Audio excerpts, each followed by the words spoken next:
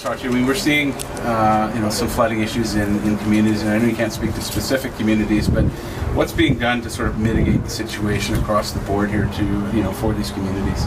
Well, first of all, as climate change increases the likelihood of climate disasters, we're seeing flooding and forest fires across the country, and often First Nations communities are first in line in terms of the impacts of that climate crisis, given their location often further away from urban centres. And in terms of the flooding this spring, Indigenous Services Canada has emergency managers that work really closely with communities and with provinces and territories to make sure communities have what they need. I guess what specifics? I mean, we've seen calls from some sort of to move some communities. I mean, is that something that's on the radar?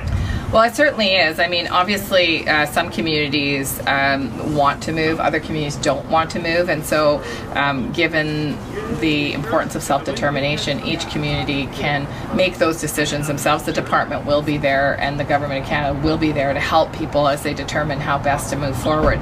In the case of Peguis First Nation, for example, in Manitoba, there has been some consideration moving, but also people have their homes there and their traditional territory is there, and so other people would like to stay in the region. So we're always looking with communities to figure out how best to protect communities from the ravages of fires or floods, but also look to opportunities to move. Have there been any calls for flood mitigation? I know at Fort William Historical Park, it's the same thing, but they talked about building berms and things like that. So, I mean, is that sort of on the radar too, or? Well, absolutely. In fact, I was just out in BC talking about the upcoming forest fire season, and in fact, Indigenous people have been calling for a stronger role to play in protecting their own communities and the forests and the lakes that they know so well, obviously through thousands and thousands of years. And in the province of British Columbia, there is a new approach, and Indigenous people are at the emergency managing planning table at the highest level, considered a best practice actually to have Indigenous people at those planning tables.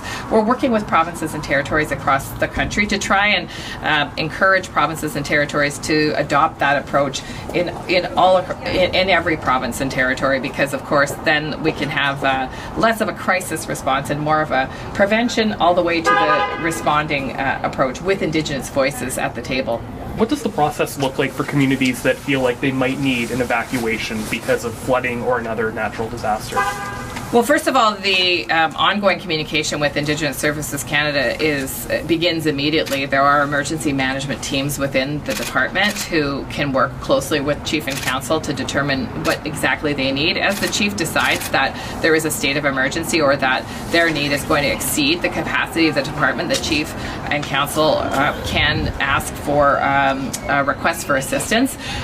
Typically, those requests for assistance do need to go through the province, though, because the province is also there as an emergency manager partner, and they have a really important role to play. They have emergency teams, they also have equipment and all kinds of other supports that are there and able to be utilized, and the intent behind a request for assistance is to coordinate all of that to make sure that we don't see gaps or duplications. Once that request for assistance is submitted by the province, then things can happen very quickly, with whether it's Red Cross, in some cases military support. It depends on the crisis. We've seen a lot with the Canadian Rangers getting involved to help in communities. What message would you like to share with them? Well, Canadian Rangers are often a useful group of people to deploy because they're very close to the community. In many cases, Rangers come from the community, so they know the community, they know the geography, they know the landscape, and they know the realities, but they're not always suitable for every task. And so people often think about turning to the military when there's a crisis. We do have other organizations that we work with really closely, one being the Canadian Red Cross, who have an amazing range of professionals that the Government of Canada contracts and then deploys through the Canadian Red Cross, and that helps with that coordination and making sure that the right fit is there for the right kind of emergency. Thank you. Okay, thank you.